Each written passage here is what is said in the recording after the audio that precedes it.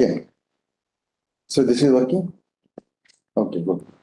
Okay, so during the last two lectures or so, we had been discussing about the density operator description of the spin systems. And this is extremely powerful and extremely useful to understand the Purse sequences in great detail. So just to remind you, the density operator is represented by the matrix like this, and it is presented by the row, and it has this diagonal elements which are the populations. So the diagonals are the populations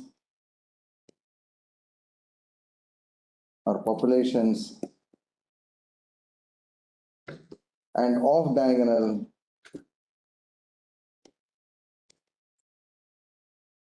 are the coherences. These represent, we have been looking at what these various elements of the density operator mean, and we have discussed to some extent how to calculate the density operator.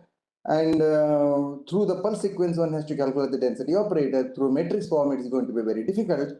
So therefore, what we said was we will use another formalism called as the product operator formalism. Product operator formalism, the density operator is represented as the summation of some kind of basis operators, which are represented as capital Bs, and the time dependence of the density operator is contained in the coefficients Bs of t.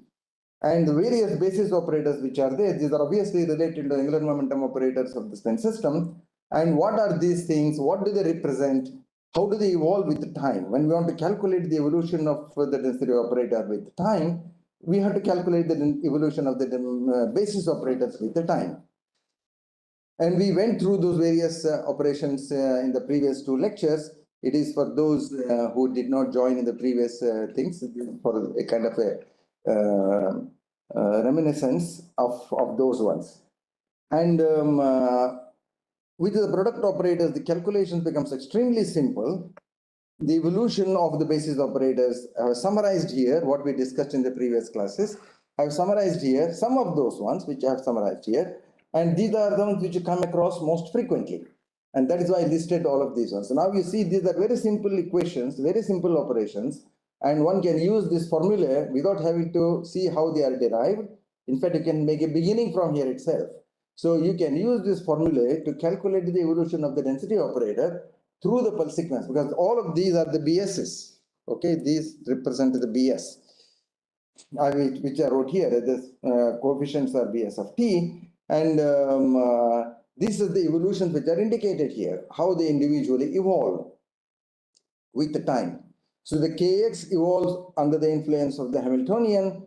There are two parts of the Hamiltonian. One is the Zeeman part, which is represented as Hz. This is the Zeeman part. And the coupling part is this. This is applicable for weakly coupled spin systems. So under the influence of the Zeeman part, this is basically chemical shift evolution. And the J coupling is evolution under the influence of the coupling constant. So the Kx, if I take for a single spin system, or it can be a combination of two spins also, but individual K and L can be represented as Kx and Lx and things like that. The Kx operator, now under the influence of the Hamiltonian, the Zeeman Hamiltonian, evolves as Ks cosine omega kt plus Iky sine omega kt. This is basically simply rotation of the X magnetization in the transverse plane. So the cosine part, so if you were to start here, then you are initially, if you have the Ikx here, Ikx, this as it rotates here, so you generate a component here and a component here. The cosine X component will be I sine cosine omega kt, and the Y component will be Iky sine omega kt. And this is vector picture, this is easy to understand this. Now this is mathematically derived. If I were to start with the Ky, suppose I had the Ky here, this rotates like this, it will generate a component of cosine omega kt and a sine omega kt, but now it will have a negative sign because the component of this will be on the x-axis will be negative. So this will be the negative component. So therefore, that will have a minus Ikx sine omega kt. So Kx, starting from the Kx, if this is the x-axis and this is the y-axis here, the Kx component rotates in this anti-clockwise, in this clockwise direction if you took, that is the positive y is here. Conventionally, of course, we take it in the negative anti-clockwise direction as positive, so the rotation can go in the opposite direction.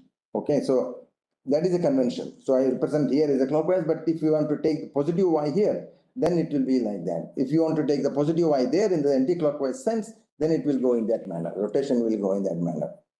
Okay, now the IKX under the influence of the coupling Hamiltonian, now it generates two components. So one is the Kx, which remains as it is, and it is multiplied by the coefficient cosine pi JKLT. JKL is the coupling constant between the two. And it generates what is called as the antiphase magnetization of K, and this is antiphase with respect to the spin L to IKY ILZ sine pi JKLT. So you have the in-phase component IKX and an antiphase component generated to IKY ILZ. So notice these two have different phases because X represents, if it represents an absorptive phase, Y represents a orthogonal phase with respect to that, and therefore it represents a imaginary component or the dispersive phase. If the Kx is absorptive, Ky will be dispersive. The Ky Lz meaning there are two components which are there, and these will have opposite signs. So that is the meaning of 2IKY ILZ. We already saw that in the previous classes. Now IKY under the influence of the coupling Hamiltonian also evolves in the same manner. This also we drew in the form of pictures. We draw a kind of a rotation groups there. So this Hamiltonian here IKZ ILZ, this was along the z-axis, and if I put the x here and the y there, and the rotation of these along these various axes are described by this particular manner, by these equations. So here 2IKX ILZ and IKY ILZ also. This is for the chemical shift. This is you have this IKX ILZ and IKY. Those things also will be there in this rotation. These are the x and the y axis. If I take to IKY, if I want to consider the coupling evolution, it provides 2 IKY cosine pi JKLT. That is suppose it has rotated here. And what is along this axis? This is 2 IKX ILZ. This is along the y-axis. So these form a rotation group, IKZ ILZ, and this is the IKY here.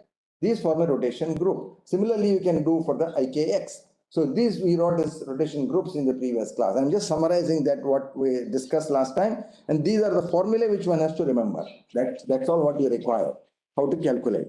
IKY gives you IKY cosine pi JKLT minus 2 IKX ILZ sine pi JKLT. Now here IKY is the component which is in phase, and 2 IKX ILZ are the antiphase magnetization components of the K spin, but have a different phase. This is Y and this is X. And 2 IKX ILZ evolves under the coupling as 2 IKX ILZ cosine pi JKLT. That is, if we were to take here, then you make a rotation around this. So what we will get, 2 IKX ILZ is the cosine component, and this component here will be the IKY. So 2 IKX ILZ under the influence of the coupling Hamiltonian rotates as 2 IKX ILZ cosine pi JKLT. That will be the component along this axis, and the other orthogonal component will be on IKY, and that is IKY sine pi JKLT. So notice therefore this antiphase term as it evolves under the coupling generates an in-phase term. Likewise, is in-phase term generates an antiphase term here. So therefore these kinds of things form a group. So to IKX ILZ, HJ is IKZ ILZ and IKY. These three operators form a group. These three forms a rotation group. And to IKY ILZ and then KZ LZ here and IKX, these form another rotation group. Therefore, within this group, they keep transforming. The same thing happens there. If you looked at IKX, what did we get there? IKX gave you IKX and 2 IKY ILZ. Hamiltonian remains the same. Okay, Hamiltonian is IKZ ILZ. So IKX, 2 IKY ILZ and IKZ ILZ. These are the three elements that are transforming within themselves. If you were to start from 2 IKY ILZ, you got 2 IKY ILZ and IKX. That was the same as the top. Therefore, you see, it indicates how they transform among within themselves. Similarly, if you took IKY and 2 IKX ILZ, IKY, IKZ ILZ is the Hamiltonian and 2 IKX ILZ. So these three terms, if you took, they form a group, IKY, IKZ ILZ and IKX ILZ. These form a rotation group. So therefore, we have rotation groups for the coupling evolution, rotation groups for the chemical shift evolution. We also had a rotation group for the the pulses. That is in fully rotation around the x and y axis. The pulses are applied along the x or the y axis. They cannot be applied along the z axis. Pulse along the z axis means a rotation in the transverse plane. That is basically chemical shift evolution. So when you talk about the pulse is always applied along the x or the y axis. Therefore, we consider the effect on the individual spins as a result of the rotation by the application of the pulse. Okay. What happened? It's not going? Okay. Now we want to see, we have generated a whole lot of basis operators. We said for a two-spin system, there were 16 operators. So the one spin, there were 4 operators. Two spin, there were 16 operators. Three spin, there were 64 operators. So, okay, so these contained various kinds of combinations. And how are these all observable? What do you mean observable? When I say observable, we are trying to make a measurement. What do we measure? When we measure in the transverse plane. We measure the transverse magnetization component because you always, the signal that is collected is a single quantum transition, right? Because the magnetization single quantum mx or my. We measure either the mx component or the my component, or we can measure the sum of the two, which is mx plus my, which is called as m plus. So we measure along in the transverse plane. So that is our measurement. So if I get a signal from a particular coherence, then that operator is observable. So how do you find out whether the particular operator is observable or not? And this is done by, in quantum mechanics, is described by the trace of a particular operator with the density matrix. Now, when you say density matrix, the full density matrix is there. But when you want to consider the basis operators, because the basis operators are part of the density operator. Therefore, individual basis operators, if they have a trace with the I plus operator, I plus is Ix plus Iiy, because that is a magnetization in the transverse plane. So this is the operator which represents measurement in the transverse plane. So from quantum mechanics, this comes from the quantum mechanics. Basically, this can be easily derived. Of course, we will take it as the valid result. So we have to take the trace. I mean, what is the meaning of the trace? The trace means if I have a matrix which is like this, the sum of the diagonal elements, sum of the diagonal elements is the trace of a particular matrix. So here I have the basis operator Bs, and I want to take a product with this I plus. I plus is the operator which represents my measurement. So I take a product of Bs with I plus, and if that product has a non-zero trace, that means if the diagonal element sum is non-zero, then means it is observable. Okay. So because the magnetization, what we said, again repeat here again, the I plus is the measurement operator. Just as you say when you write the Hamiltonian, Hamiltonian is what? Hamiltonian is the energy operator. In this case, the measurement is of what? Measurement is of magnetization. Therefore, I have the mx plus Imy. So you have different operators for different physical observables. So, and Hamiltonian represents the energy operator, and here the Ix represents the angular momentum operators or the magnetization operators. What we measure in NMR is the magnetization. Therefore, we have to take the trace with respect to the measurement operator, and that is Ix plus Iy, which consists of both the X component and the Y component. Okay, whether we can measure the X component of the magnetization or the Y component of the magnetization. To be more general, we consider this I plus, which is Ix plus Iiy. And any basis operator we take, whether it's traced with this measurement operator I plus is 0 or non-zero. This actually can be proved. We will not go into that proof of that one. How it is a trace is the measurement. This actually comes from, again, quantum mechanical principles. The expectation value of a particular operator is given in kinds of trace algebra as trace Bs I plus, that operator with the measurement operator. And now it is symmetrical here. Whether it is Bs I plus or I plus Bs, it is the same. And that is not equal to 0 for Bs to be observable. So therefore, among these 16 operators, 64 operators, are all the things observable? we will see that some are observable, some are not observable. Okay, but they may be created in the density operator during the course of the pulse sequence. They may be created, but you will not be able to measure all of those. I showed this earlier in one case, taking a general case of a two-spin system where we had the double quantum elements, the zero quantum elements. When you took the trace with the one of these measurement operators, you only saw the single quantum coherence as observable. So the double quantum and zero quantum we did not figure up in the FID. We calculated the FID. So that is an indication that those observables, those operators are not observable. We will explicitly show here which are the ones which are observable and which are not observable. Okay. Again. You have to click on the slides. You have to click on slides. Oh, I have to click here. Yes. Okay. Let us take a particular example. Bs is equal to Ikx. This is the in-phase operator. We talked about it, what it means, how it represents two lines. So here I am calculating trace Ik plus Ikx. Because Ik plus why I am taking? Because I am trying to measure the K plus magnetization. Magnetization of the K spin. So therefore Ikx is the basis operator. Now the trace is Ik plus is Ikx plus Iky and multiplied by Ikx. So therefore this is equal to trace of Ikx square plus I trace Iky Ikx. Now Ikx square, now Ikx, if you know, if you remember Ikx formula, Ikx is equal to half 0, 1, 1, 0. This is for the simple. This is true for the whether it is K or L or whatever, it is the same. Now if you took the square of this, it turns out that it is actually equal to the unit matrix. I mentioned this yesterday also in the last class also, that Ix square is equal to 1. So this is the unit matrix here.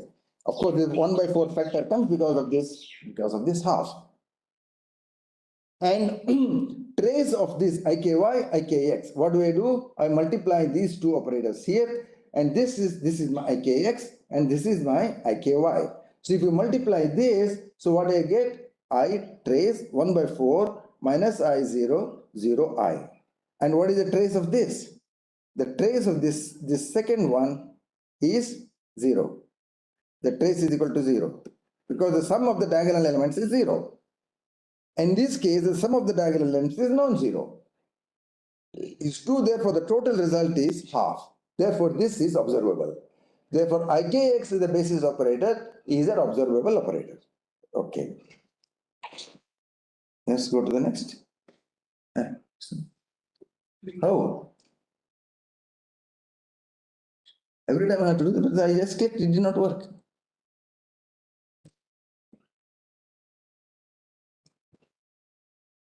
Just slide. Okay. Okay, now I take the Iky. That was Ikx. Now I take Iky. So again, I take the trace Ik plus Iky is equal to trace Ikx plus Iky multiplied by Iky. So what I get here? So trace Iky square. Now this one is here. Trace Iky square. Now I train Iky. And then plus trace Ikx Iky. Now Iky square. What is the square of Iky? Once again, if you took the square of this matrix, this is Iky, and multiplied by Iky square, you get 1 again. So X square is equal to 1, Iky square is also 1. Okay. So, but then so therefore, the first term gives you again unit matrix, and the second term gives you 1 by 4, 0, 1, 1, 0, 0 minus I 0. This product gives you 1 by 4, I minus I and 0, 0. Therefore, this trace is also 0. This trace is 0, but this trace is non-zero. This trace is non-zero. Now, this gives you I by 2. This matrix itself gives you half, but there is a factor I here. Therefore, this is I by 2. Now, this will tell you, in the previous case, we got this number half, and here we are getting I by 2. We are getting imaginary. Okay, because that's why we say X is the real component, Y is the imaginary component. This is I by 2. And therefore, this is also observable. Therefore, Iky is also an observable operator. Let us look at the third one now. Third one is Bs is equal to 2 Ikx Ilz. This is that we described earlier. This is antiphase basis operator. What this represents? This represents X component of K spin, which is antiphase with respect to L, with respect to the spin L. And we saw earlier that this represents a magnetization like this. In the end, to represent to produce a spectrum like that, we draw that in the form of energy level diagram, and to show that IKX-ILZ represents antiphase basis operator. Antiphase meaning it will produce two lines which have opposite signs like this, and the separation between them is J. That is the coupling constant. Now let us take, is this the observable operator or not? Okay. Let us take the IKX to IKX-ILZ. So now two trace. Why two trace? Because I have this 2 IKX-ILZ. So I have to put that here. So 2 IKX-ILZ, I taken the 2 out, the trace IK plus, then I have 2 trace IK plus IKY, IKX-ILZ.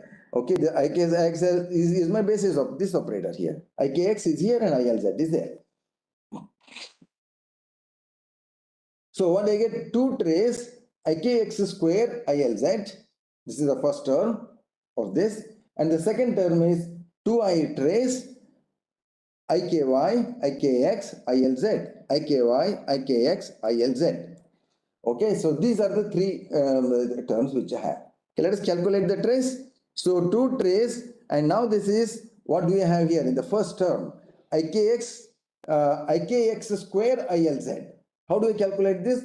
IKX square I know already that it is a unit matrix, and it gives me a 1 by 4 1 by 4 into unit matrix. But ILZ now it gives me another factor of half. I thought that I get 1 by 8. But now ILZ is represented by this matrix 1 0 0 minus 1. Now I cannot take a simple multiplication here, because these are two different spins. This is the K spin and this is the L spin. So in order to take this, I have to take a direct product. Okay, and similarly for this, whenever there is a change of spin, you have to take products of two matrices which belong to different spins. You have to take a direct product. If they belong to the same spin, then you directly multiply them. Therefore, here now I will get a 4 by 4 matrix for each of these elements. So first let's look at the first one here. 1 by 8, 1 0 0 1, direct product with 1 0 0 minus 1. What is the meaning of a direct product? Let me explain to those if you don't remember that. So where there is 1, you multiply this 1 to the entire matrix here and put that here. So therefore this is 1 0 0 minus 1. This is the first. This comes here in the place of this. So the second one, 0 multiplied with this entire matrix, and that is this. This is 0 0 0 0 here. And similarly this one also gives me 0 0 0 0 here. And this one multiplying the whole one gives me this one there. Okay, so therefore I have these 4 matrices inside this 4 by 4 2 by 2 matrices inside this 4 by 4 matrix. Okay, so this is how we take the direct product. Now we see what is the trace of this. The first element, if the trace of this first term is 0, 1 minus 1, 1 minus 1, it is 0. Okay, let's look at the second term.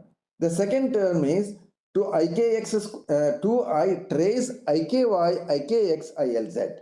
Now this is the product of IKX, IKY, IKX. Now it is the simple product because these are both belonging to the K spin. So therefore I simply multiply KY and KX. I get 0 minus I and 0 0 here, and a factor of 1 by 4.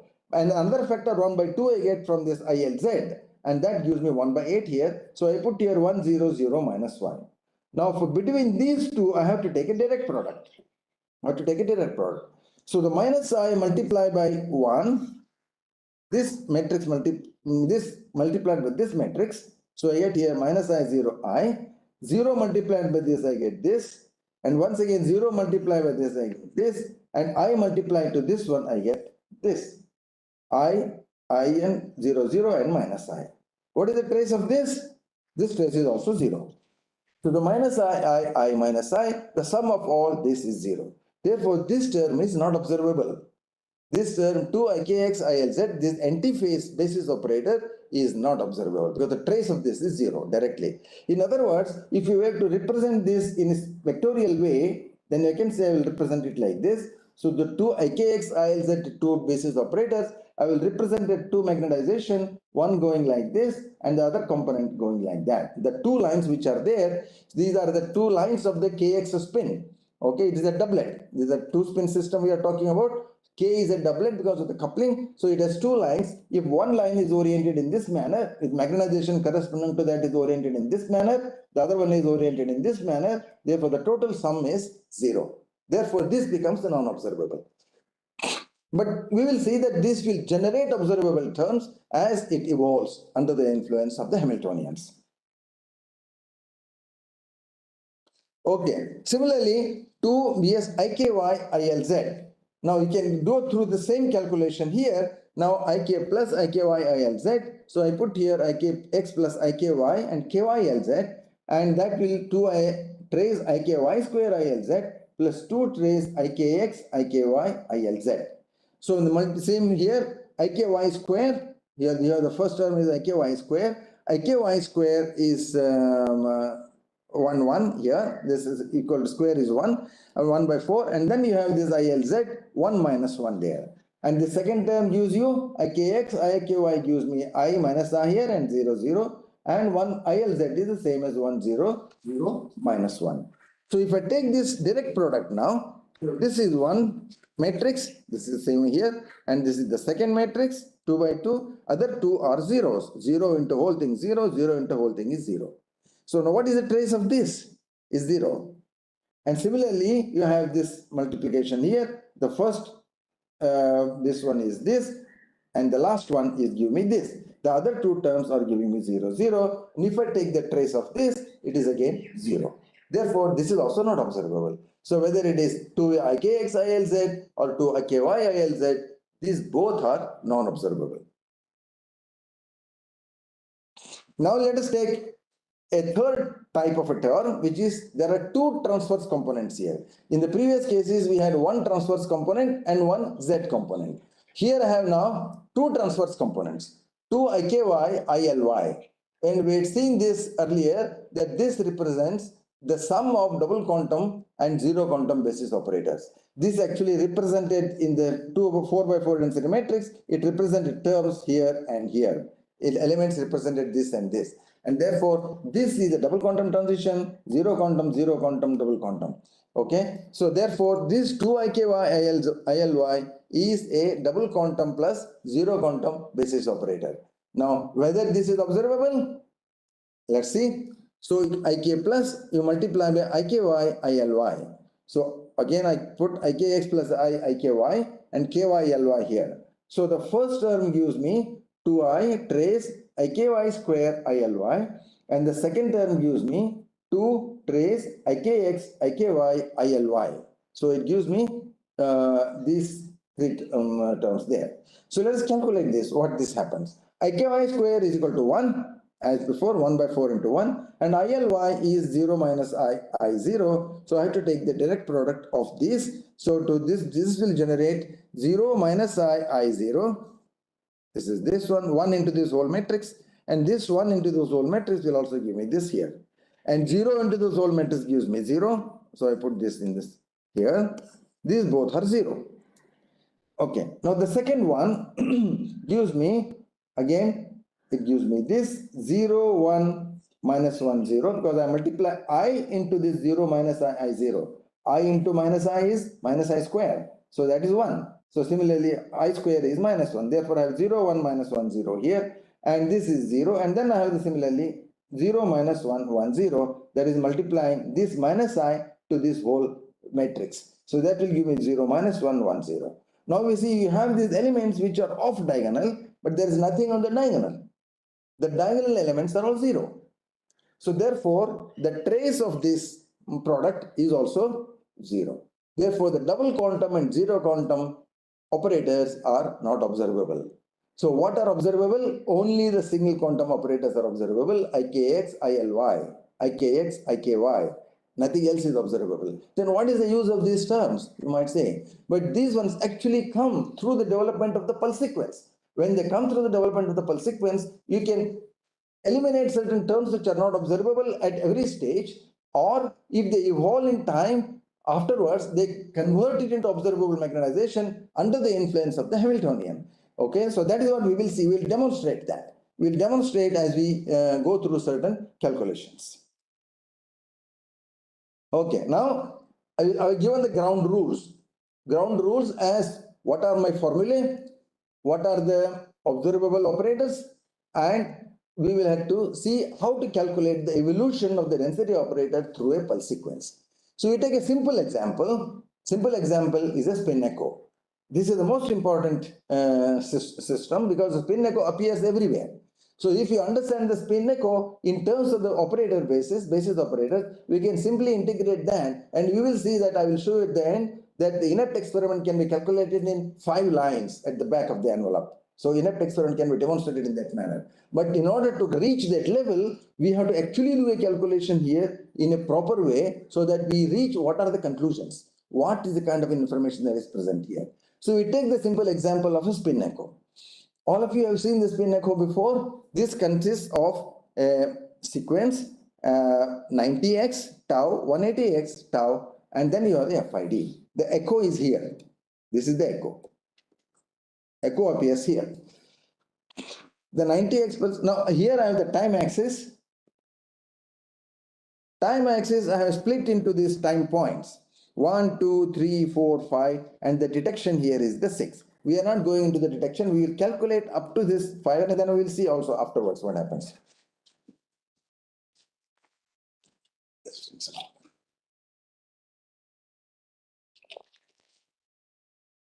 Okay. At time point 1, what is the system? The system is at equilibrium. Okay. At time point 1, at 1, it is at equilibrium.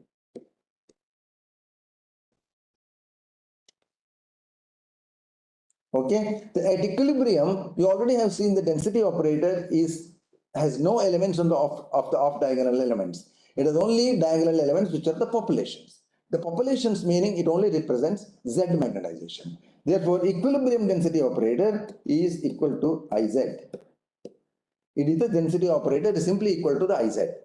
Okay, and after that we will have to calculate how the system develops. We apply 90x pulse, then you have evolve for the period tau under the influence of the Hamiltonian. And so what is Hamiltonian here? The full Hamiltonian is there, and here also you have the full Hamiltonian. The full Hamiltonian consists of the Zeeman term plus the coupling term. Then you have the 180 pulse in the middle, x pulse. It may be applied along the y-axis or x-axis, it doesn't matter. So, but I am applying here along the x-axis. Let's see, calculate the density operator at different time points, 1, 2, 3, 4, 5, and see what the result we get. Okay, this is, first we consider a system without coupling. Okay, you consider two spins, K and L, but there is no coupling between them. Two spins, essentially the two different spins, singlets. See, two singlets in a molecule, for example. Okay, so therefore we consider such a kind of a system, and therefore in this situation, there is no coupling Hamiltonian. There is only chemical shift Hamiltonian. Therefore, it is simply Hz. And the equilibrium density operator, that is at time point 1, it is IKZ plus ILZ, because we have only the Z magnetization. Okay, now I apply a 90-degree pulse. I come to the time point 2, rho 2. So you remember this, yeah, this is 2. Okay, now here I have put as 1, 2, 3, 4, 5. 1, 2, 3, 4, 5. So the same, that is instead of the I and 2I, things like that. So rho 2 is one, a 90-degree pulse applied to IKZ plus ILZ. So now what the pulse does, here is the picture there. I am applying a 90x pulse. The Z magnetization rotates here. Okay, Z magnetization rotates into Y magnetization. That's along the minus Y axis. Therefore, rho 2 is minus IKY plus ILY. That is after the 90x pulse. Now, each of these terms will now evolve during the period tau. The period tau under the influence of the chemical shift Hamiltonian, that is the Zeeman Hamiltonian. So I have these two terms, IKY and ILY. They evolve under the influence of the chemical shift. So what do we get? Minus IKY cosine omega kt minus IKX sine omega kt. That is the first term. The second one gives me the similar way, minus ILY cosine omega LT minus ILX sine omega LT. So this is the evolution of the K spin, first term. The second is the evolution of the L spin. Now, at the end of this, after the period tau, we are applying a 180-degree X pulse. Okay, 180-degree X pulse. What does the X pulse do? It will convert along the x-axis. It will convert y into minus y. The X pulse, it will convert y into minus y or minus y into y. Right? That's the rotation here. You see, the pulse is applied along the x. 180 X pulse means it rotates the y into minus y.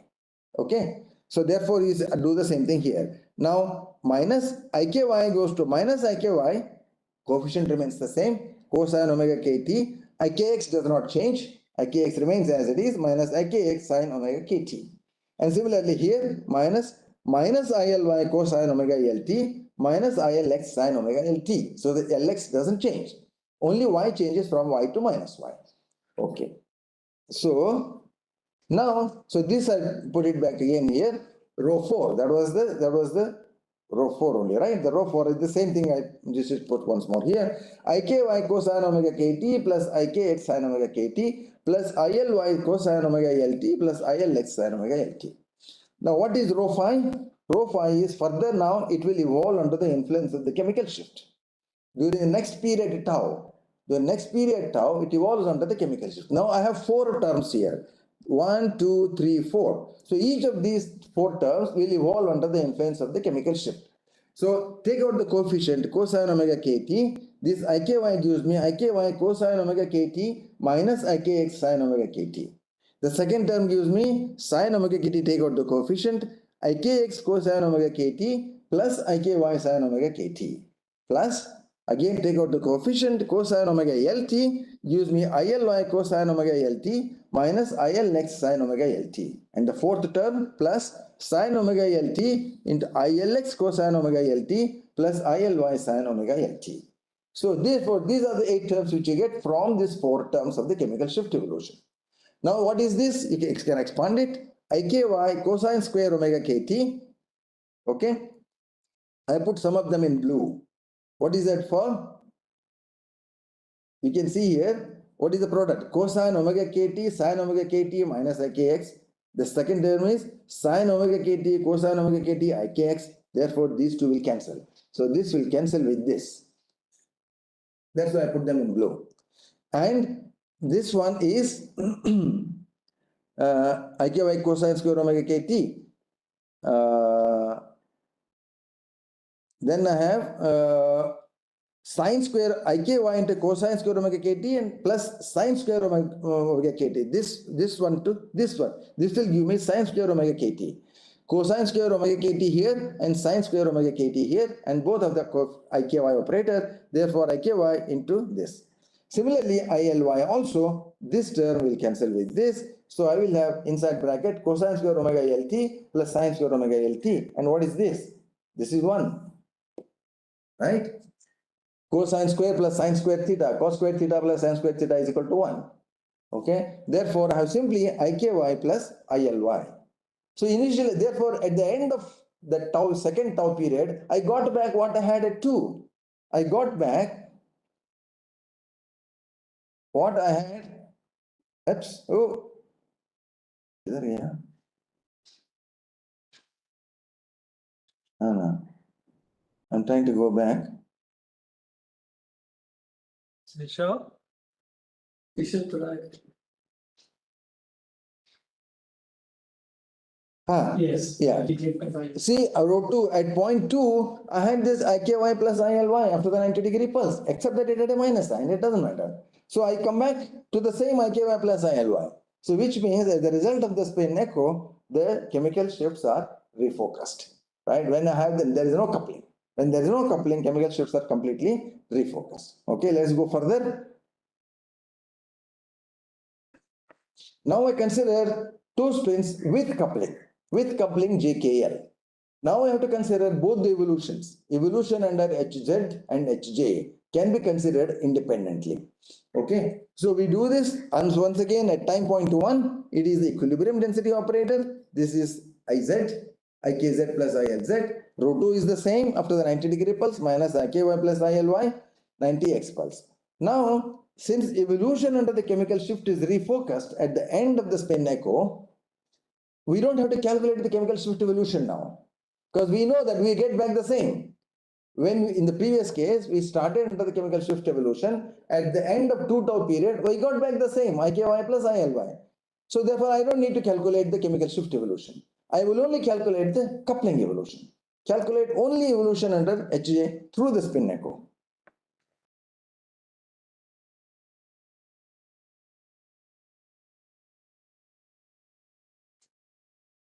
Okay, so now it's starting with the row 3 prime. This row 3 prime is the beginning J evolution. Now it is J evolution. We started with IKY. Okay, where do we start? We start with after the row 2. Row 2 was IKY plus ILY. We had the minus sign there. So therefore I have the minus sign here. Now this evolves, IKY evolves under the coupling of K and L. So this gives me IKY cosine pi JKL tau minus 2 IKX ILZ sine pi JKL tau. Therefore I also put here the rotation diagram here. IKY is rotating like this, right? So IKY cosine pi JKL tau minus 2 IKX ILZ sine pi JKL tau. Okay, and similarly minus ILY cosine pi JKL tau minus 2 ILX IKZ sine pi JKL tau. This is the J evolution of the 2 spins, that is row 3 prime. At the end of tau, that is before the application of the 180-degree pulses. Okay, now at this point, I apply a 180 pulse on both K and L. This generates the 4th point. After the 180 pulse, there is a time point 4. Now what do I get here? X pulse. What does the X pulse do? It Y inverts Y to minus Y. Okay, it doesn't do anything to X. Therefore, row 5 prime, this IKY becomes minus IKY. Nothing happens to this. LZ becomes minus Z. Okay, it changes Z to minus Z. Therefore, this changes sign too. This changes sign here, because LZ goes to minus. Nothing happens to the X, but Z changes sign. Therefore, I get 2IK plus 2IKX ILZ. Similarly, here ILY goes to minus ILY, and I get 2ILX IKZ. So these are the 180 after the 180-degree pulse. So put this back, rewrite this after the signs adjustments. So you got row 4 prime is IKY cosine pi JKL tau minus 2 IKX ILZ sine pi JKL tau. That's the first term. The second one is ILY cosine pi JKL tau minus 2 ILX IKZ sine pi JKL tau. So this simply follows from this rotation diagram here. So I put that here, rotation diagram.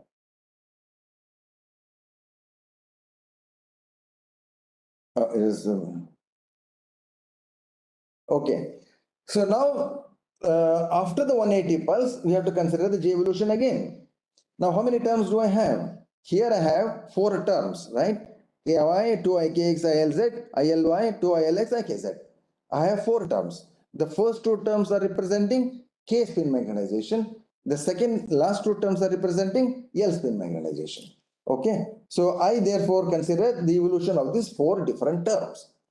The first term gives me, I take out the coefficient cosine pi JKL tau, use IKY cosine pi JKL tau minus 2 IKX ILZ sine pi JKL tau.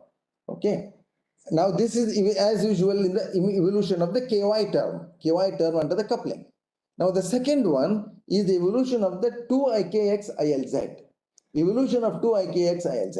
So this is sine pi JKL tau. The coefficient remains, you go back to that and you can see there in the rotation. 2 IKX ILZ, what does it do? It rotates like this, right? 2 IKX ILZ generates an IKY component. So 2 IKX ILZ cosine pi JKL tau plus IKY sine pi JKL tau. Now, the interesting point to note here, see evolution under the coupling of the anti-phase term 2 IKX ILZ has generated an in-phase term IKY. IKX ILZ itself is not an observable term, but IKY is an observable term. Therefore, the antiphase magnetization evolves under the coupling to generate an in-phase magnetization, and therefore it becomes observable in an indirect way. When it is measured in direct way, it gives you two signals of opposite signs. That's why it is called as antiphase. Okay. Similarly, for the second term also, plus cosine pi jkl tau with regard to the L spin, ILY cosine pi jkl tau minus 2 ILX IKZ sine pi jkl tau. And the fourth term is minus sine pi jkl tau. Now it is the antiphase of the L spin. 2 ILX IKZ cosine pi jkl tau plus ILY sine pi jkl tau. So notice here again that the antiphase L magnetization has generated an in-phase Y magnetization. Starting from X, it generated a Y. Therefore, this becomes the observable part. So if putting the terms together, I put here rho phi prime is equal to IKY into cosine square pi jkl tau. That is this and this product here. Cosine square pi jkl tau minus sine square pi jkl tau. Where is the sine square coming from? It is IKY is here. IKY is here. Yeah, this one, sine pi jkl tau into sine pi jkl tau. This is the sine square pi jkl tau. Therefore, IKY has cosine pi jkl tau minus sine square pi jkl tau. Minus 2 IKX ILZ sine 2 pi jkl tau. How does this come? This is actually the sum of these two, this one and this one. Okay, so this, what we get here, 2 IKX ILZ sine pi jkl tau into cosine pi jkl tau. This term is the same as this, sine pi jkl tau into cosine pi jkl tau. Therefore, 2 times, so you get, therefore it is 2 times sine pi jkl tau cosine pi jkl tau. That is the sum of these two terms. Okay, this term and this term is giving me this here. Of course, there is the coefficient 2 IKX ILZ.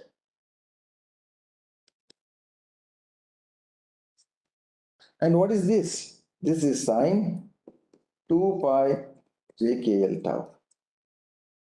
Okay, sine 2 theta is equal to 2 sine theta cos theta. Simple algebra, simple arithmetic. So therefore, I get here 2 IKX ILZ sine 2 pi jkl tau. Similarly, for the L spin, ILY cosine square pi jkl tau minus sine square pi jkl tau minus 2 ILX IKZ sine pi jkl tau. Now, what is cosine square? That is represented in the next one. Now, what is sine cosine square minus sine square theta? Cos square theta minus sine square theta. Cos square theta minus sine square theta. This is cos 2 theta. Okay. So therefore, basically the first term is giving me IKY cosine 2 pi jkl tau minus 2 IKX ILZ sine 2 pi jkl tau and ILY cosine pi 2 pi jkl tau minus 2 ILX IKZ sine pi jkl tau. Therefore, you see, in this situation, the J term is not vanished. When there is a coupling present in the spin echo, J coupling is not refocused.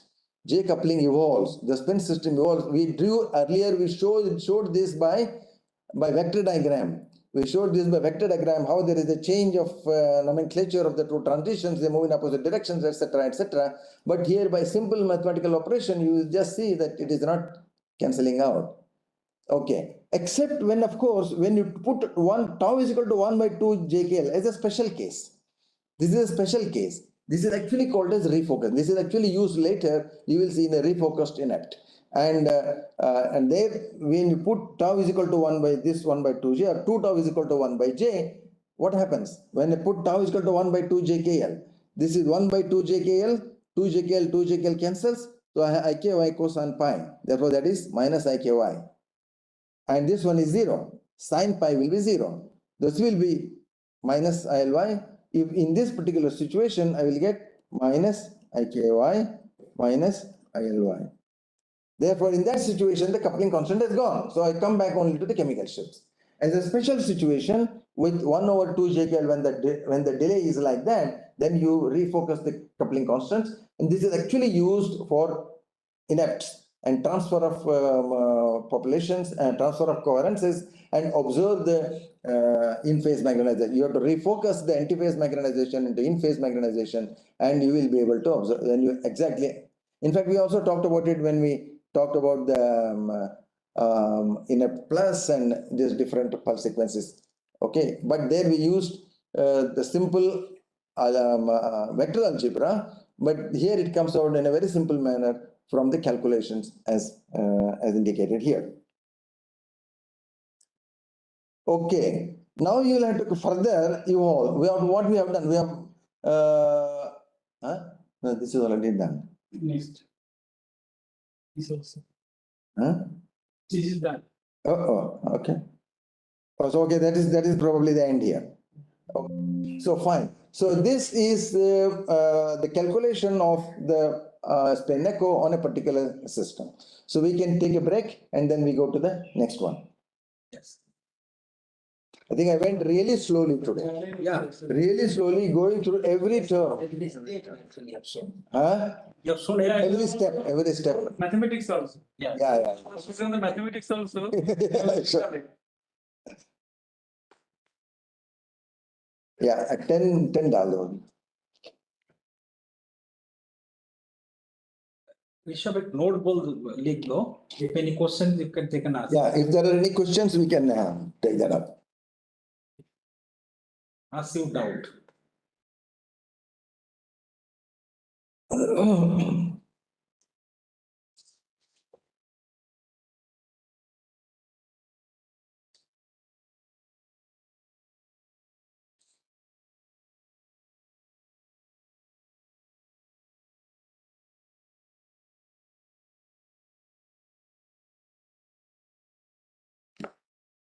Normally students are now hesitant in asking.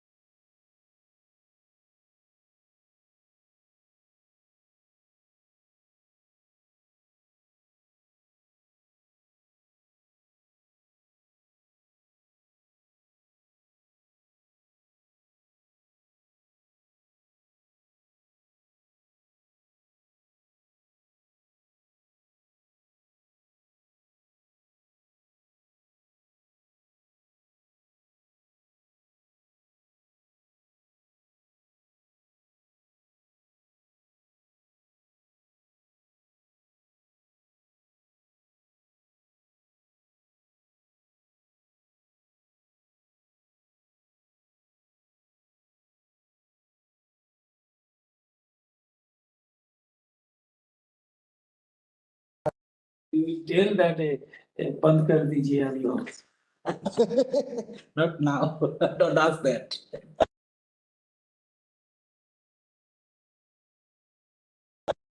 Yeah. You can continue. You can finish 5 statements. Okay. All right. So now we consider the second case. Earlier we considered the spins with coupling, but then we applied the 180-degree pulse to both the spins. Both the spins we had applied, and we considered the J evolution of the individual spins of the both the spins we considered, right? The K spin as well as the L spin coupling evolution. Now here the situation will be slightly different. Two spins with coupling, but 180x pulse is applied only to I spin in the spin echo sequence. Okay. So what is the consequence of this? So I have separated the two spins here now.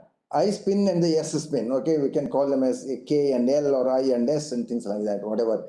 So for the I spin, I've applied a 180 pulse. The 90-degree pulse is applied to both.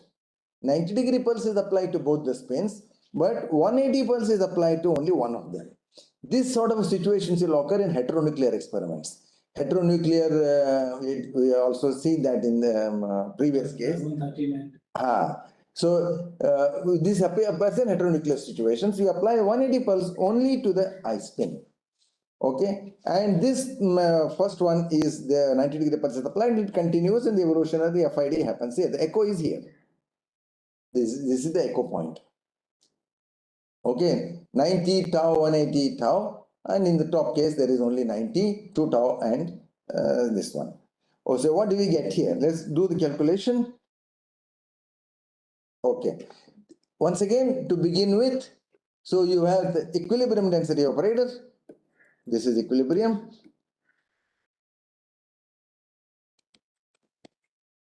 Which is Z magnetization. Therefore, I have only IKZ plus ILZ. Now apply the 90 pulse onto both of the spins as before.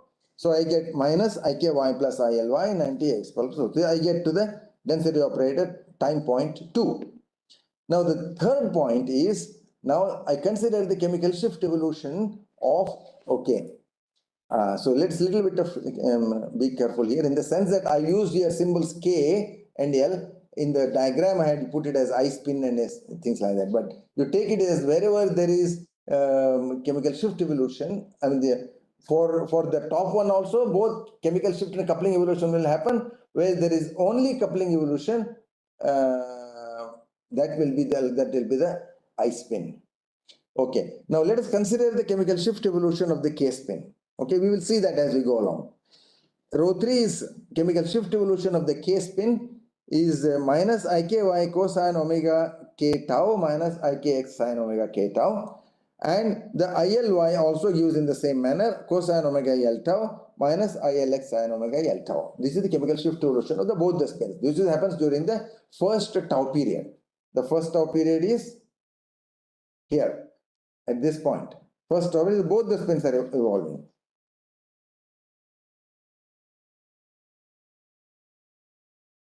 Okay, and rho 3, this is which is the rho 3 now. I put the same thing once again here. Rho 3 is minus IKY, therefore cosine omega K tau plus IKX sine omega K tau, and minus ILY cosine omega L tau plus ILX sine omega L tau. This is really here, taking into account the sign products. Okay. Now, the next we have to consider the coupling evolution of the K spin under the coupling constant. Okay. So now let me go back to that thing and represent to you. Oh, this is L.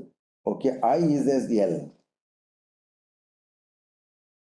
Okay, let me correct that figure there. So this is L spin. This is K spin, so that you don't have confusion with regard to that. Okay. So rho 3 prime, the K spin evolves under the coupling. So how many terms are there in the previous case? How many terms were there? I have 4 terms there.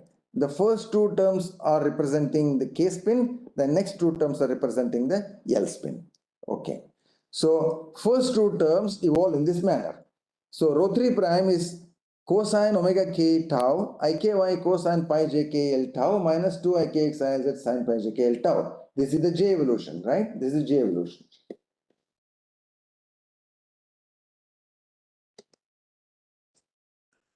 And the second term, sine omega K tau, this is the IKX cosine pi j K L tau plus 2 IKY ILZ sine pi j K L tau. So these are coming from the first 2 terms of the previous equation. And the next one is minus cosine omega L tau, ILY cosine pi j K L tau minus 2 ILX IKZ sine pi j K L tau plus sine omega L tau, ILX cosine pi j K L tau plus 2 ILY IKZ sine pi j K L tau. This is a simple application of the formula which I had given earlier. So, and now what do? We apply a 180-degree pulse on the L spin only. Okay, therefore, this was the rho 3 prime, this was the time point before the 180 pulse. Rho 4 is after the 180 pulse, just immediately after the 180 pulse. So what does it do? 180 pulse on X on L spin only. Okay, so this is L only, right? It's properly is L.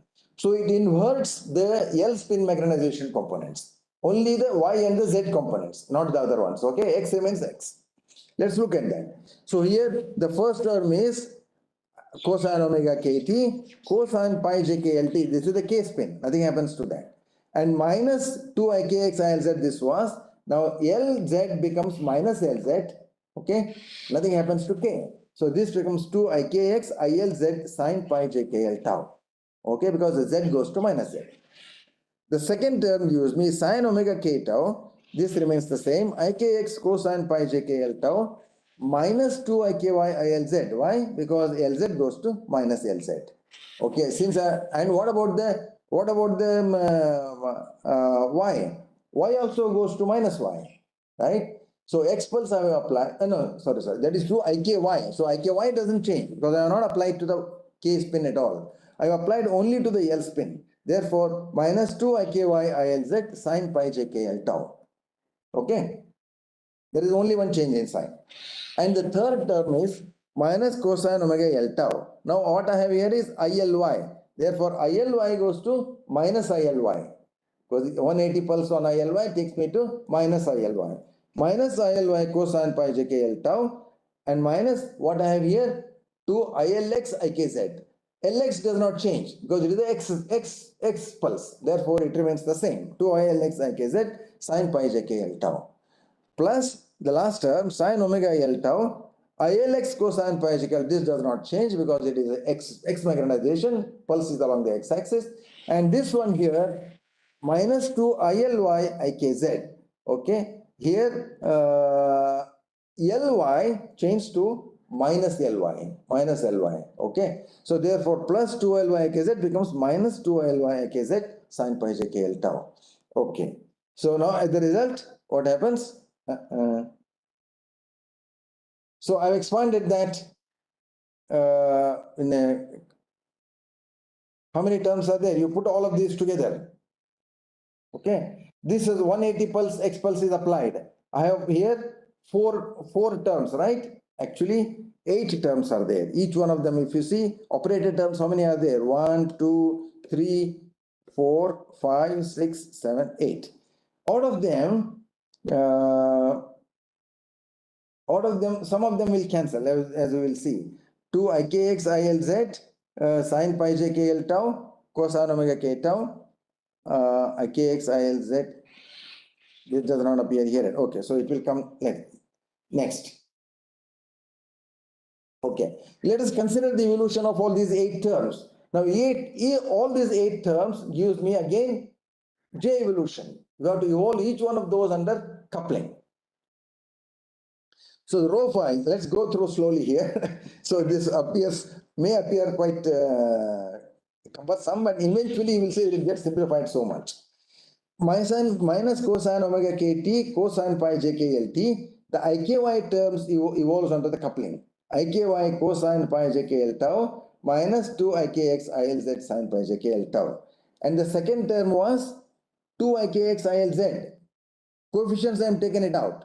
The time dependent coefficients part I have taken it out. The operator part is 2 ikx ilz. This evolves as cosine pi jkl tau plus iky sine pi jkl tau. The third term there was ikx. Again the coefficient is taken out. Ikx cosine pi jkl tau plus 2 iky ilz sine pi jkl tau. The fourth one was again 2 iky ilz. 2 iky ilz cosine pi jkl tau minus ikx sine pi jkl tau. These are the first 4 terms, and the next 4 terms are giving me the coefficients taken out. Here ILY cosine pi jkl tau minus 2 ILX ikz sine pi jkl tau, and the next one is 2 ILX ikz cosine pi jkl tau plus ILY sine pi jkl tau, and the third one is ILX cosine pi jkl tau plus 2 ILY ikz sine pi jkl. See, these are simple applications of the formula. Okay. In the fourth one is 2 ILY IKZ cosine pi j k L tau minus ILX sin pi j k L tau. So these are the 8 into 2, 16 terms you get here. But I have colored some of them there. Why I have colored them? Because you will see in the next slide, they cancel. Many of these things actually cancel. So if you see this one 2 IKX ILZ, where does it appear? See, this one has the coefficient sin pi j k L tau, cosine pi j k L tau, and cosine omega kt. And that is the same here. Cosine omega kt, sin pi j k L tau, cosine pi j k L tau. Therefore, this term cancels. What remains is only this here from the first. Similarly, from the third and the fourth terms, these two terms will cancel. Sin pi j k L tau, cosine pi j k L tau, sin omega kt. And this is cosine pi j k L tau, sin pi j k L tau, sin omega kt. Okay, so therefore, these two terms will also cancel. Similarly, these two terms will cancel and these two terms will also cancel. So therefore, it is, in fact, how many terms are removed? 8 terms are gone. Half of them. So you only have half of that. And that is all of they are put together here. So you have finally only 8 terms here. Rho 5 is minus cosine omega kt, cosine pi j k L tau, iky cosine pi j k L tau, and minus sin pi j k L tau, cosine omega kt, iky sin pi j k L tau. These two are the K spins magnetization, the Y magnetization of the K spin. Okay, this is Y magnetization of the K spin, and you have this cosine pi j k L tau, cosine pi j k L tau. That means it is the cosine square, what you are getting there. And here you get minus, you get sine square pi j k L tau, and you get the iky. Okay. So sine omega k tau, cosine pi j k L tau, ikx cosine pi j k L tau. Similarly, the next one is sine pi j k L tau, sine omega k tau minus ikx sine pi j k L tau. So notice again once here, cosine square pi j k L tau and sine square pi j k L tau, they have opposite signs and it is basically multiplying the kx. Now you can see already the simplification that happens. Similarly, the next one also will be in the same manner. Cosine omega L tau, cosine pi j k L tau, ILY cosine pi j k L tau, and plus sine pi j k L tau, cosine omega L tau, ILY sine pi j k L tau. Okay, plus sine omega L tau, cosine pi j k L tau, ILX cosine pi j k L tau, and this minus, there is a minus here, and therefore this becomes plus also. Sine pi j k L tau, sine omega L tau into ILX sine pi j k L tau. Okay, now we see how this will get simplified. What you got here? Rho 5 is simply minus omega k tau iky. What is this? That's 1.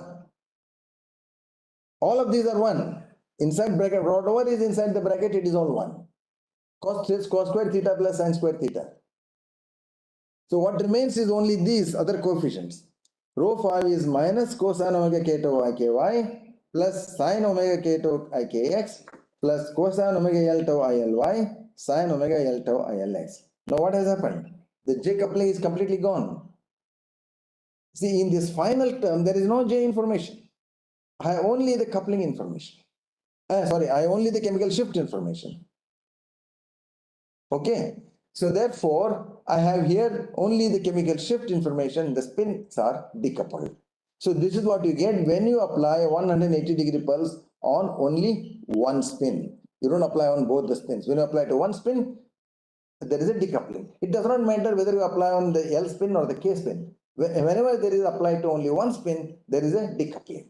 Okay, and wherever you apply the 180 pulse, that chemical shift gets refocused also. So depending upon which one you want to get refocused, you choose to apply the 180 pulse on that spin.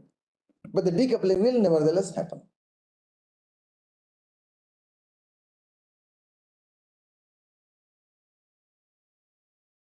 I'm going in the opposite direction.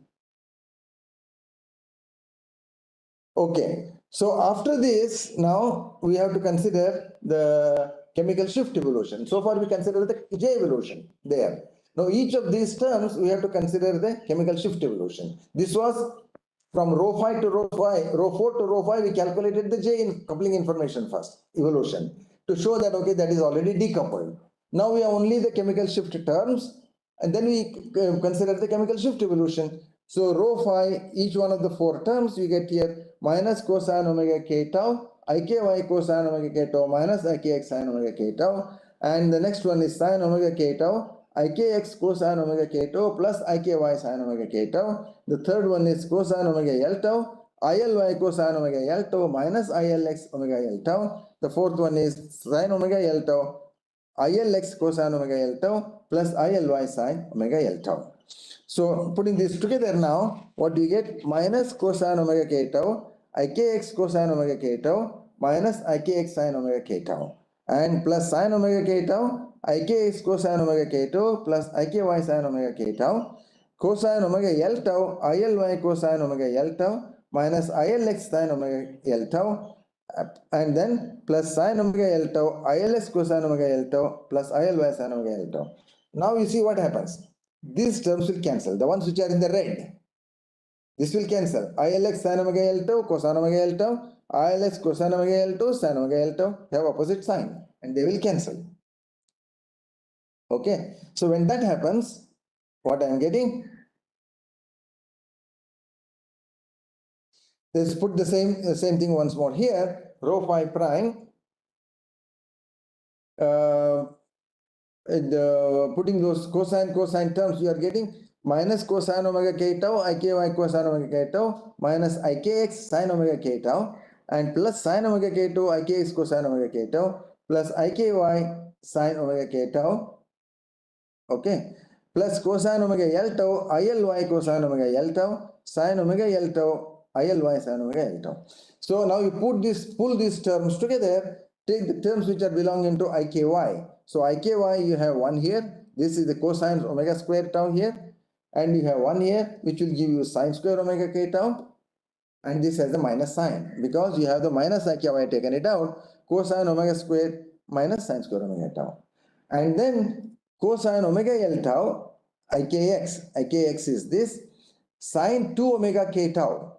How do I get sine 2 sine? Because this and this gives me cosine into cosine IKX. There is another term like that, that is sine into kx is here, sine into cosine, this is another one here. These two are both the same sign. Okay, this is minus into minus plus, this is plus only. So ikx sine omega k2 cosine omega k2, this appears twice, therefore this becomes sine 2 times omega k tau.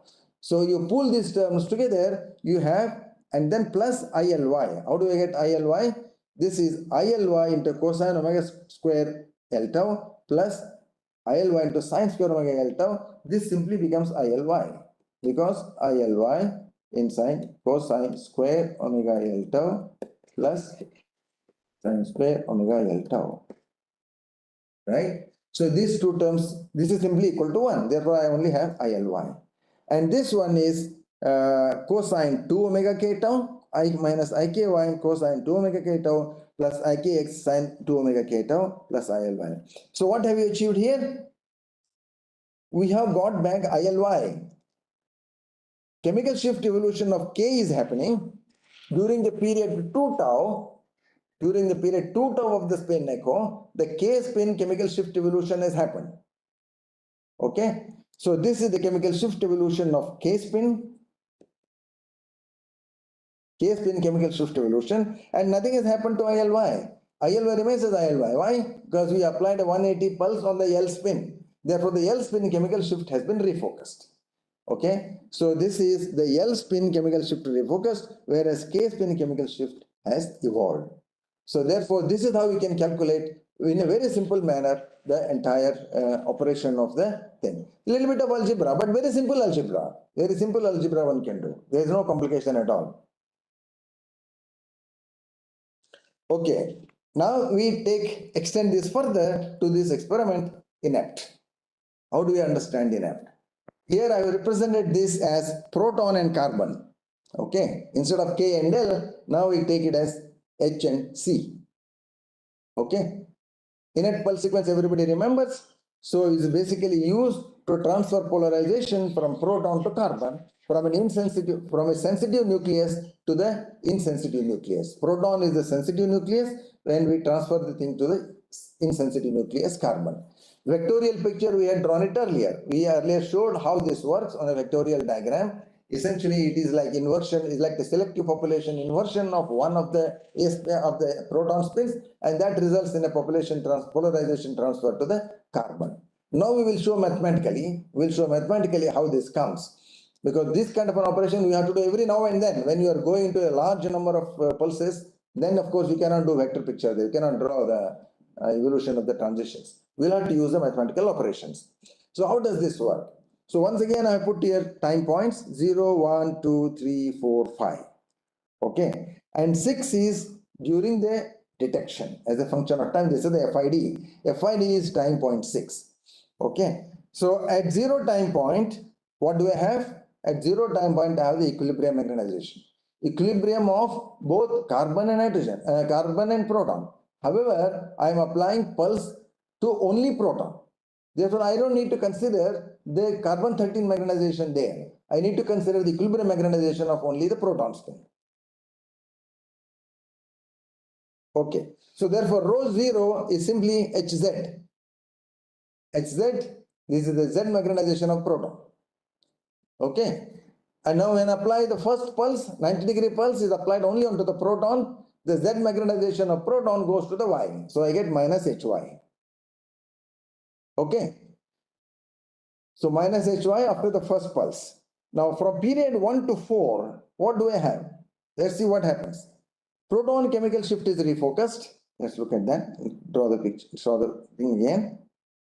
From period 1 to 4, from here to here,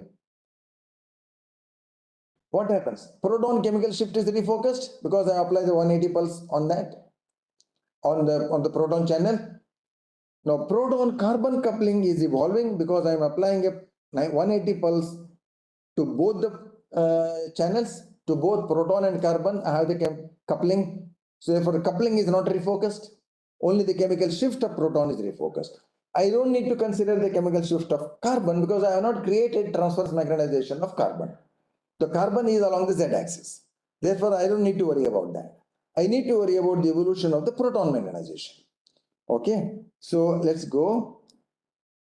So therefore, proton chemical shift is refocused.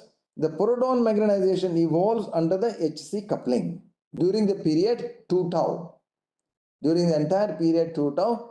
Now I write all of that in one line. See this? Rho 4. Where is rho 4? Rho 4 is here at this point. At this point of the density operator, everything I write in one line. Because the magnetization is along Hy and this is evolving under the coupling. There is no chemical shift evolution. Therefore, I get rho 4 is equal to minus Hy cosine pi j Hc 2 tau minus 2I Hx Cz sine pi j Hc 2 tau. See, I already got the density operator at time point 4. Now, if I set tau is equal to 1 by 4 times JHC, let's say JHC is 150 Hertz.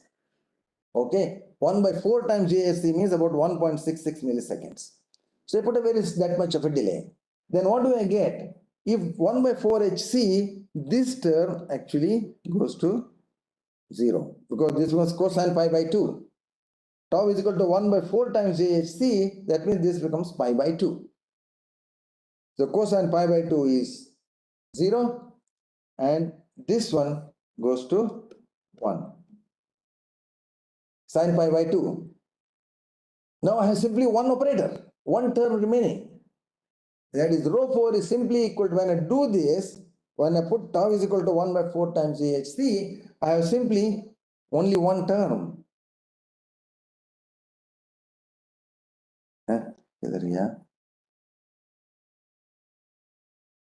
Yeah, this one only. Okay. This one goes to 0 and I have only rho 4 is equal to 2 Hx Cz. So I have at this time point 4 proton magnetization which is antiphase to C. Hx Cz, antiphase to C. And what is rho phi? Rho phi is after apply a 90-degree pulse on both proton and carbon. Okay. And this is, I apply the proton pulse along the y-axis. Let's look at that again, what we have written there. See, the proton pulse is applied along the, this is crucial. This is crucial. One has to remember this. Proton pulse has to be applied along the y-axis. And the carbon pulse can be applied along the x or the y, doesn't matter. You can apply along the x or apply along the y, doesn't matter. But the proton has to be applied along y. 90x here, and this has to be 90y. So when you do that, what do I get? I get 2HZCY. X goes to Z, Z goes to Y. Because I applied a X pulse on carbon. So this is carbon magnetization antiphase to proton. Therefore, from rho 4 to rho 5, that simultaneous 290-degree pulses is actually a coherence transfer from proton to carbon. We drew a very elaborate vector picture earlier, if you remember. Call that how the A1, A2 turn. Now it gets in one line. You just get this. You have 2HZCY. Magnetization transfer has happened from proton to carbon. C magnetization antiphase to proton. Okay. Therefore, rho 4 to rho 5 represents coherence transfer from proton to carbon. Obviously, this means a sensitive enhancement by factor gamma H by gamma C, because whatever was proton magnetization has come on carbon entirely, not partially, entirely it has come. That's why that is because we chose the tau to be 1 by 4 times JHC. Nothing remained on proton at all, because that was IHY cosine pi j was 0. Therefore, everything is transferred onto the carbon. Therefore, there is a gain by factor of gamma H by gamma C. The rho phi evolves during the detection period under the influence of the chemical shift and coupling Hamiltonians of carbon only. Now, this 2HZCY, together you might say, well, now 2HZCY is not an observable magnetization. What is the use? It is antiphase. It is antiphase term. It cannot give you a signal. But during the detection, it is evolving under the influence of the coupling constant. J coupling evolution happens during the T2 period. That's the detection. When we are detecting it, it evolves under the coupling. Therefore, we consider the evolution under the coupling. 2HZCY gives me 2HZ cosine pi JHCT minus CX sine pi JHCT. This is of course not observable, but I get this. This is observable. Cx is an observable term. Therefore, this represents a total transfer of magnetization from one spin to another spin.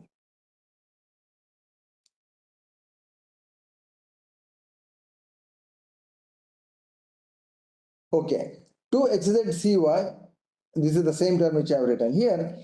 2HZCY cosine pi JHC tau minus Cx sine pi JHC tau. Now, this is not an observable term, but this is an observable term, because the trace of this with the Cx or Cy or Cx plus whatever you take, with the Cx is non-zero, with this one will Cx will be non-zero, Cy may be 0, but Cx is non-zero, therefore you get an observable term. Now, this will evolve under the chemical shift, of course. Now we consider the J evolution first. We considered the J evolution. Now then we consider the chemical shift evolution of the carbon. So minus sine pi JHCT, and inside, now this is the detection time. This is not tau. This is detection time. This is the FID. This is the time variable of the FID. Cosine omega CT plus CY sine omega CT. Now it depends upon whether we detect X magnetization or Y magnetization. You get, if you do X detection, your signal will be minus Cx sine pi JHCT cosine omega CT. And if you do Y detection, it will be minus Cy sine pi, minus 6 means Cy sine pi JHCT sine omega CT. So what is the difference? Here it is a sine cos product. The signal is cosine multiplied by sine. Here it is a sine sine. Okay. The sine sine means, what is the sine sine? A multiplication of two sines. The cosine, they are dispersive components. Here this is absorptive components. So this 2 sine sine is cosine. Okay, now this formula, cosine A plus B is equal to cos A cos B minus sin A sin B, and cosine A minus B is equal to cos A cos B minus sin A sin B. See, this sine term actually gives me this cosine. Okay, I've shown that in the next slide probably. Yeah. This x detection, if I do, I will get these terms like this. Sine omega x plus pi j h c t minus sine omega c minus pi j h c t. That is sine 2 pi. Now I convert this omega c into nu c. Nu c is hertz, and this is in radians. So take out the 2 pi into nu c plus jhc by 2 t. Okay, so 2 pi I have taken it out, therefore jhc by 2, and this is minus 2 pi nu c minus jhc by 2.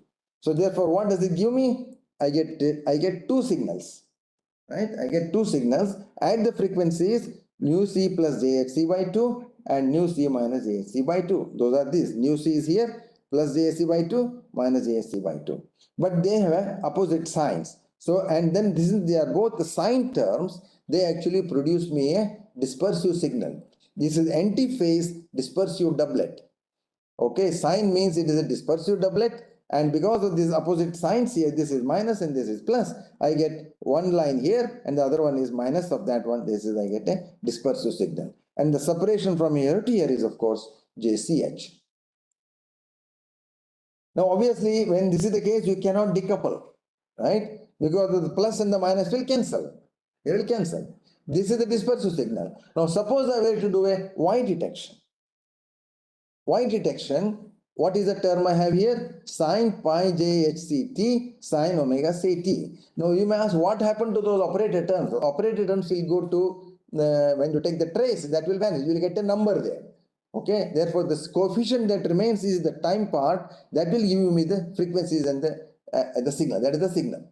Now this will produce, I already wrote that equation there. This cosine 2 pi nu c plus jhc by 2 t minus cosine 2 pi nu c jhc by 2 into t. Therefore once again I get two signals at nu c plus j by 2 and nu c minus j by 2, and once again they have opposite signs, plus and minus, but now they are cosines.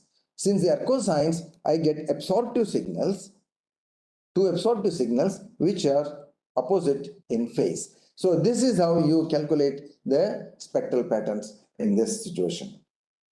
Antiphase doublet. So because of these antiphase signals, CH cannot be decoupled during detection.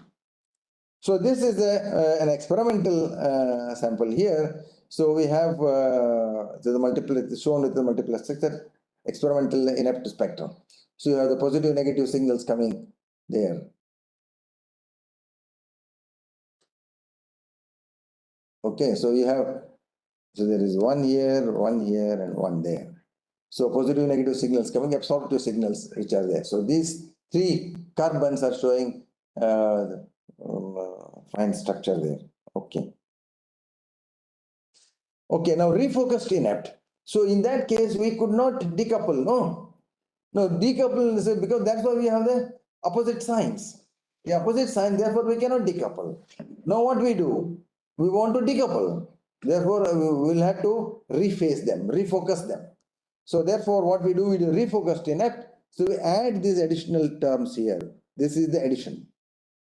In the refocused inept, I have this additional tau 180 tau.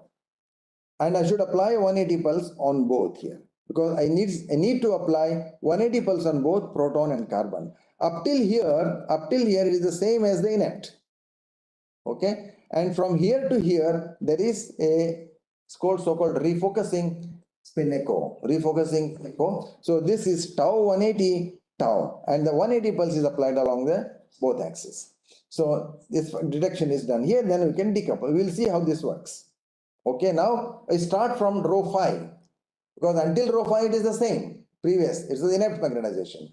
I had this C magnetization antiphase with respect to H, right? Which is row 5 is where? That's here. And at this point my magnetization was along on the carbon. So magnetization was transferred to carbon. So magnetization is here. Now this is 2HZCY, C magnetization, antiphase to H. Now I evolve this under the coupling. I don't evolve under the chemical shift because I have the spin echo. The pulse is applied on both proton and carbon, right? This pulse is applied on both proton and carbon. I have the magnetization here. So for a chemical shift evolution is concerned, is refocused, but the carbon magnetization is chemical shift evolution is refocused at this point. Okay, so therefore when I have to calculate rho 6, I had to calculate only the J coupling evolution. So if I do the what happened? Hey, what is happening here? If I do this, the line is coming, but it is not. Rishabh? Okay. So the evolution under the sorry, this spelling mistake here. Evolution under coupling. So the rho 5 goes to rho 6. Same here. So evolution in 2HZCY gives me cosine pi JHC2 tau minus Cx sine pi JHC2 tau. So this is the observable part. This is the observable part. This is not observable. And if I choose again tau is equal to 1 by 4, for tau is equal to 1 by 4j, this term goes to 0. If I set tau is equal to 1 by 4 JHC, tau is equal to 150 hertz or whatever that number is. So you get tau is equal to 1.66 milliseconds. This one goes to 0 and this one goes to 1. So what did I get? 2HZCY is completely transferred to Cx. So now I have in phase carbon magnetization entirely coming from the proton. Everything has come from proton and I have carbon magnetization here. Okay. So therefore Cx, now this is in phase. So in phase meaning all the multiplex structure is retained at this point. Okay. But now if I do decoupling, I can decouple now. If I decouple, then all that thing will go away and I will have a clean carbon spectrum. If H was not decoupled during detection, then I will have the chemical. Now it is at the time point of the J coupling was evolved there. I consider the J coupling evolution, right? Now, then I have to consider the chemical shift evolution of the two. Cx of the carbon magnetization now. We are the carbon. This is at rho 6. Okay. Carbon magnetization, we evolve under the chemical shift. The cosine omega Ct plus Cy sine omega Ct. Assuming X detection under evolve under J coupling, and this gives rho 7. So that is evolve under the J coupling. So Cx cosine omega. So what was this point here? Cx, this was at the end of the refocusing period, right? Now what is here? This is a detection period. This is a detection. Evolution under chemical shift during detection. Okay, this is FID. Until here it was the end of the refocusing period, spin echo. Okay, that was rho 6 here. And the rho 6 is now evolving under the chemical shift and the coupling constant. The first we have to involve under the, we have considered the chemical shift, and we say Cx cosine omega Ct plus Cy sine omega Ct. Now assuming you do X detection and evolve under the J coupling, we consider only this term. We could have done the Cy also, but it doesn't matter. This is only to indicate the method. So rho 7 under the J coupling, this gives me cosine omega Ct Cx cosine pi JHCT plus 2 CYHZ sine pi JHCT. Okay. And this is not observable. Now we are considering the detection.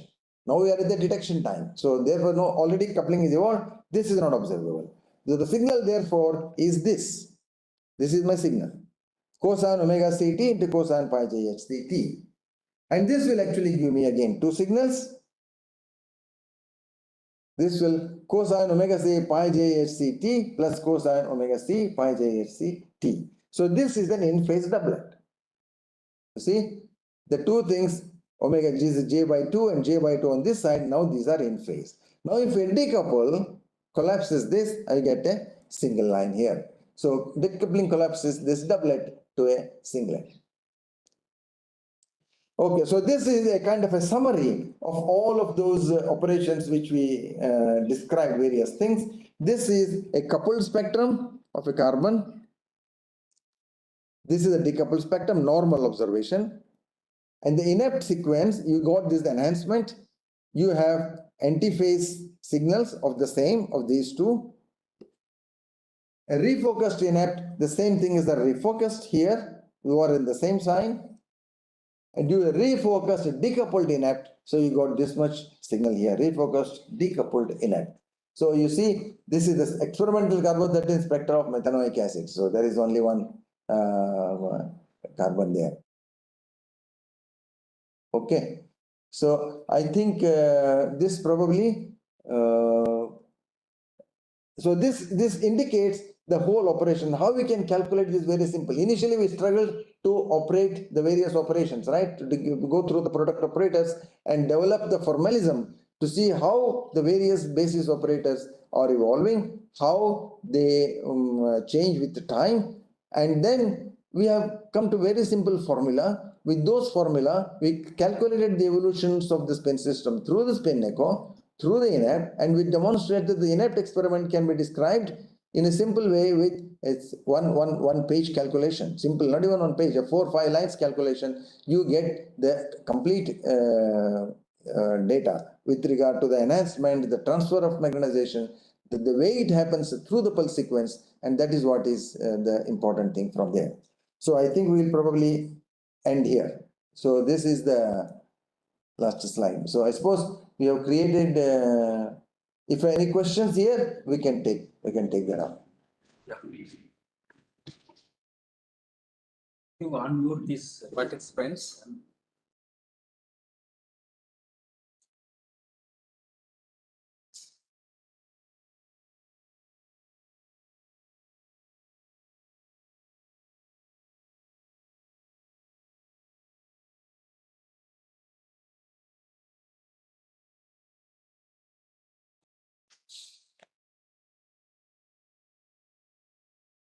Are there any questions? No questions, everything is clear? I went really slowly today. Yeah, following the step by step every term. Because this is simple algebra now. It's very simple algebra with some of the equations which are there. Once the fundamentals are cleared, this calculation can be done. Of course, even if one has not followed the theory behind, still one can follow these calculations.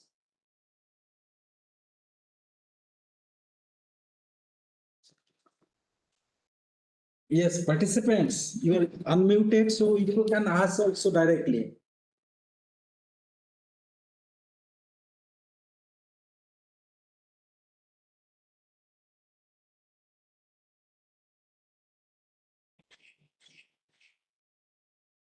These things actually, all these further details are there in the, of course, in the book. In the book also we have this all these calculations demonstrated. So inept quaternary carbons cannot be seen because you are now observing at the It comes through the proton. sensitivity. Proton sensitivity. So carbon signal will not, that signal will not see it. You will not see it, yes.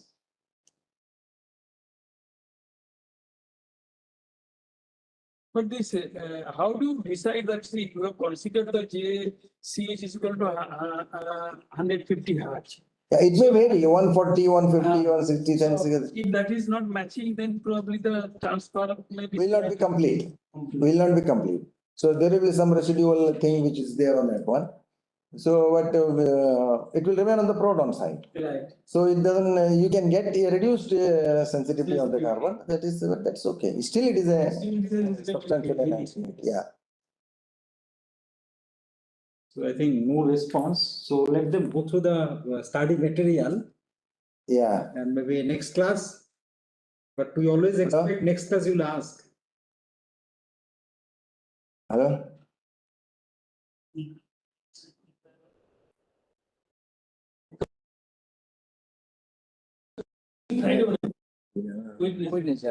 Sorry. So participants, next week we have class on Wednesday only. Friday class is, I think Friday is holiday. Oh, Friday is holiday. That's Good Friday, is it? Yeah. Okay, I think one response is there. Please share the PDF. Please share the PDF file of the book if available. Oh, book का PDF नहीं दे सकते. It is not possible. It is not possible. It is. Yeah.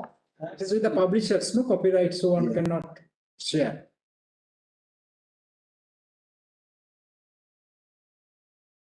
PDF cannot be given. Okay, then participants, so remember, next class will be on Wednesday. Next week, Friday, there is no class. Okay, bye then.